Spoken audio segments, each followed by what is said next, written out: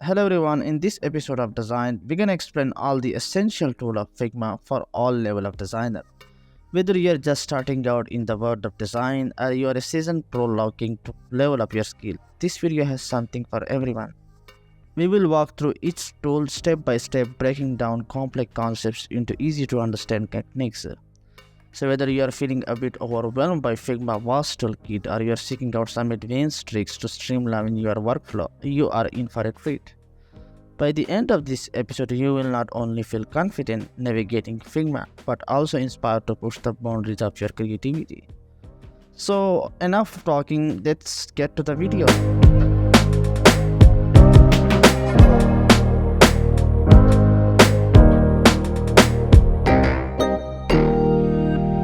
Spoiler alert, if you get bored at any point of this video, feel free to skip to any section of the timestamp. The link will be in the description. So let's get started then. Starting out with the Move tool. Well, Move tool is pretty self-explanatory. Now, while the Move tool is selected in the canvas in Figma, you can move the things with it. Now, what I mean by that, you see, I have a login page on my canvas. If I want to move this text, I would just simply, double tap on it until I get to the point of selecting the text. Now, I can then, of course, move it around since the Move tool is selected. However, there is one little trick here is that if there is a lot of groups here, trying to select all of them and then double clicking like that would take forever. So what you can do here while the move tool is selected, you can press Ctrl or Command and then it's gonna show you the preview of what you are going to select. So if I press Ctrl or Command is hold and then click on the mouse, I can then simply move it around here where I want. So this is the move tool, which is pretty simple and pretty basic. Coming up with another tool, we have Scale tool. Well, Scale tool is really important when it comes to designing things. And as also the name is kind of self-explanatory, it's scaling thing. Now, whenever the object is selected here, for example, if I want to upscale this whole container of this login page, now it is already selected as you can see after the bounding box. You can upscale it by kind of 2 times and 3 times from the drop down menu. This property would be kind of updating based on the tools that you have selected.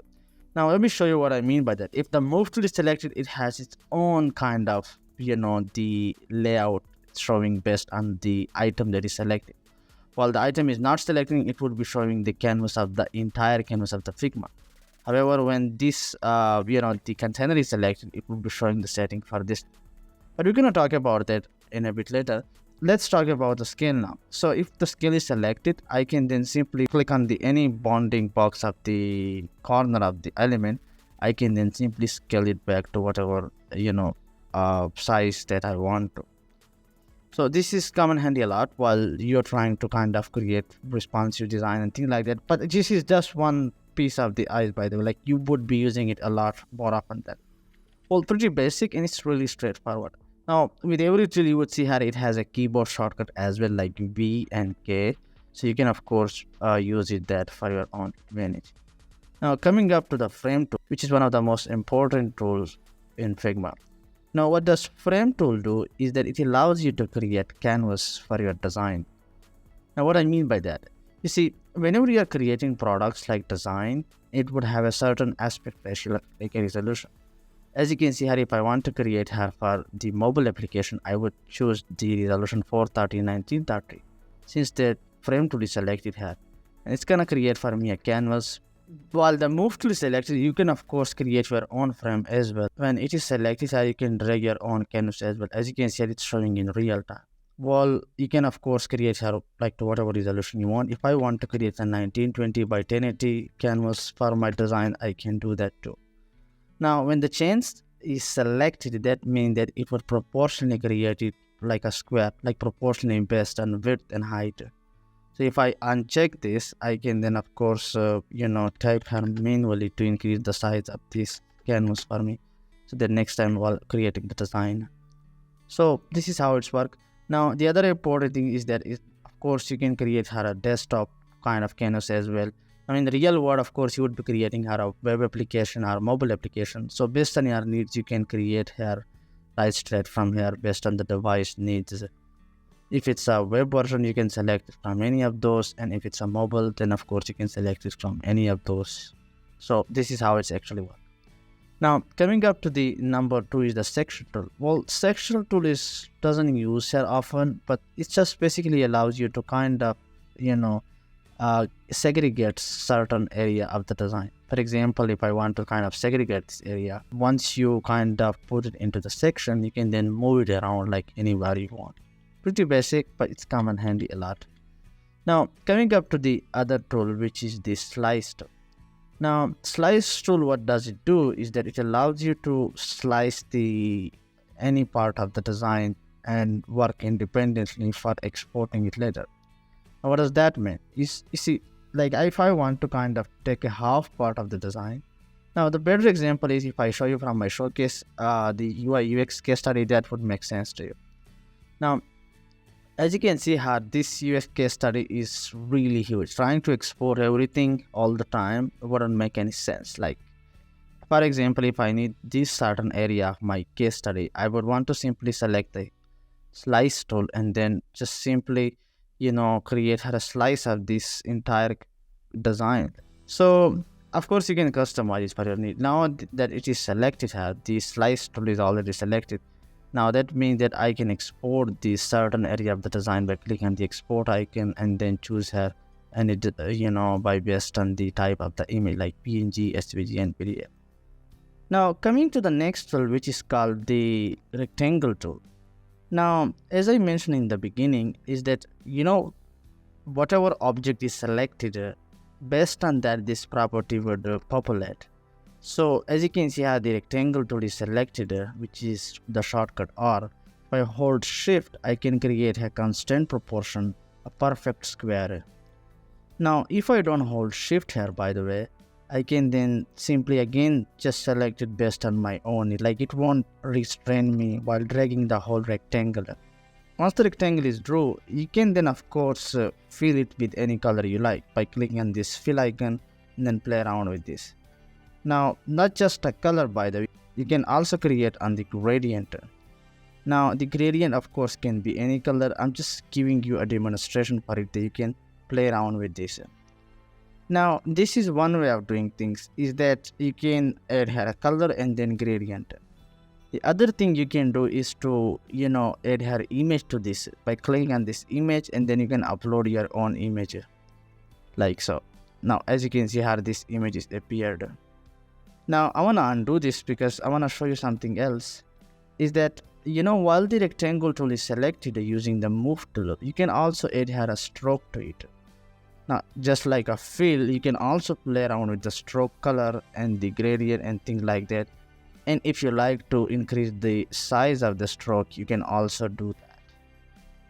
Now the other thing that I want to talk about is that of course you can add here a gradient and image as well, things like that to the stroke. So since it is a stroke, the outer edges, and if you like to, you can make it outside of the rectangle layer or maybe in the center.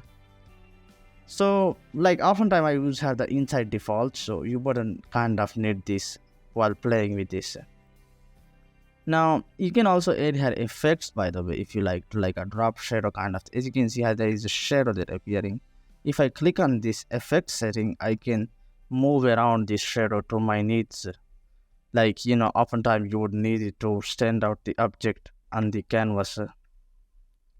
Now we kind of drew already this. The other thing is that if you of course want to export this rectangle based on your requirement, you can do that too. If it's within this color, of course it would export this entire rectangle separately based on the PNG. You can even see here the preview as well. When you click on this, it can export it here. Anyway, so this is just to show you the rectangle tool. The other tool is the line tool, which is really straightforward and simple. With that you can create her lines, as you can see here like so.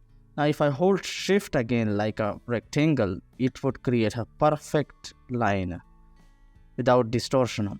So as you can see here like so. If I want to increase the thickness of it, I can do that too. And I can play around here with the different setting of it, like if I want to have it a rounded ratio and things like that. And of course again you can play around with the color of it. The other thing is that tool is called the arrow tool. The arrow tool is pretty much the same as the line tool. One exception that it has this arrow. And of course, if you want to make it simple as it is, like there isn't much of a difference, of course. You can then of course customize it based on your own needs if you like. Now let's go to the next tool because these are really straightforward. The other tool is Elipse tool, which is really important. Now, as I mentioned in the beginning, is that when you hold shift, you can create a perfect square while using the rectangle tool. While in the case of ellipse tool, if you don't hold shift, you can create any shape that you would like to from the ellipse tool. Like so, like it's kind of an owl shape, like an egg. However, if you hold shift, let me undo this by pressing Ctrl or Command Z. If you hold shift, it will create a perfect circle. Then of course you can play around here with the color that you like. If I want to grab the same color, I would click on the eyedropper and then click it, and then as you can see here, it will totally resemble like my rectangle. It's not the perfect one to be fair, but it should look like a. Now of course you can put her image in anything inside this. This is just up to you. Now the other thing is that you can manually set a height and width for it. Like in the case of rectangle, if I select this, you can see here it has 935 and 458 size. If I click on this chain icon, that means that it would increase the size along with the height. If I make this 960, as you can see here, it would also increase it. So it's like a ratio, 16 by ratio kind of thing, where one ratio increasing, the other would automatically increase when you check this constraint proportion. Well, when it is not selected, then of course you can increase it to any size you want. It won't impact the other one. So this is just about the ellipse tool. The other tool we can talk about here is the Polygon tool. Now the Polygon tool is not the most popular one. You would be using it unless for icons. But it has this thing is that when you draw it, it's totally the same property, showing like a rectangle or ellipse tool. However, with one exception that you can, increase the vertices for it, like 10 vertices and things like that. And of course, if you want to make it radius, rounded radius, you can also play around with that and things like that. So yeah, now let me just go ahead to another tool, which is a star tool. The star tool is pretty much the same tool as Polygon, with one exception that it allows you to play around with the angle of the vertices, as you can see like so. And of course you can increase the vertices as well. Now let's just go ahead to the place image. Now this is important. You see, at the beginning we talk about here is that one way of putting an image is that you go to fill, where you want to fill this entire object with something, whether it's color, image, or you can even put here a video, but you won't be using video because it comes with the pro version. So let's just put here the photos here, as you can see like so. Like this photo came here, as you can see. Now if I want to increase the size, I can simply drag it here and it would increase the size of it. Now this is just one way of placing the images in Figma. The other thing is that you can do, let me just undo this by pressing Ctrl Z thrice times. If I go ahead to the tools and place an image, I can simply click on it and it's gonna tell me where you want to put this.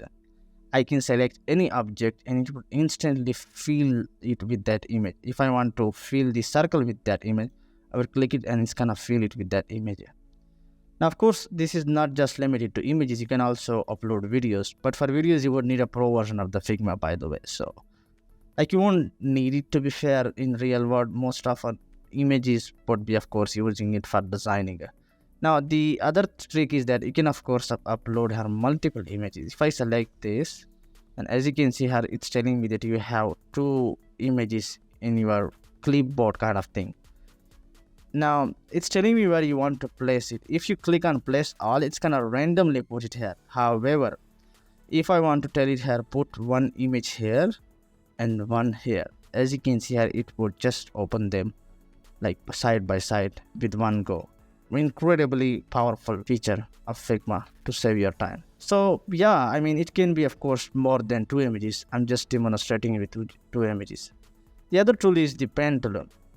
Now, as I mentioned in the beginning, by the way, is that you can use a rectangle tool and circle tool to create different circle or maybe squares and things like that. However, those are kind of restrained when you're trying to create a custom kind of shape with it. With pen tool, you can create her any shape, and based on your, for example, if I want to create her a leaf here, I would simply create and drag the leaf like so, as you can see, like so. Now, while the pen tool is selected when you're creating this path here, it also kind of showing you this bend tool. That means that you can play around with the vertices of it like so. Anyway, this is just to show you because it's kind of ruining my shape. But anyway, the other thing is that if you click on the pen bucket tools, as you can see here, while clicking on it, it's gonna fill it with that color. I can of course change the color to anything I want, but this is just to show you. Anyway, so let's talk about the typography, the text tool, which is of course would be the most usable thing for design. Now, while the text tool is selected, you can of course type here anywhere you want. If I want to type here above, I can then type here any text that I would like to. If I type here, let's just say adventure, I can then use the move tool again to move it around. Now, the text tool has a lot of properties. Let me show you how this works. As you can see here, it has a different fonts. You can change it from here. And the other thing is that if I, let's just say, select the letter here, you can of course select the any font weight here, like extra bold or maybe things like that, like a black. Now, this is the size, of course. When you hover over it, you would see the scrubbing kind of symbol. You can then of course scrub it if you like to. Or you can size it from the drop down menu like so. Now, the other important aspect is that you can play around with the line height as well. Like if you have a lot of text, it would then of course increase the height of the text. Let me show you what I mean by that. You see, in this case I have this text, right? So if I want to increase the height of the text, like between the lines, I can play around with this. There is a kind of icon also representing it. The other thing is that it's called the paragraph spacing. I since press enter here, it's like kind of assuming it is a paragraph. But when you have a lot of text, you can of course increase the size between the paragraph by playing around with this. Now, it has other stuff too, by the way. You see, if I select this, it's gonna center align it. If I select this, it's gonna right align it. Like you can of course spend all day while playing this, but I'm just showing you the basic things to kind of get you used to it. The other thing is that of course you can play around with the letter spacing as well. Now, if I click on this type setting, it has the other things like a case and then lower case and things like that. The other stuff that of course you would need them in designing, kind of thing. So yeah, I mean, you can of course play around with this if you like to. You can control this. It's like a more detailed version of this menu. Anyway, so this is all about the text. The other tool is the resources, which is components. Then we got her plugins and things like that. Now, plugin is really important. Let me show you what I mean. You see, Figma is really great for designing, right? However, with plugin, it's become way more powerful. Like it gives you more robust control over the features.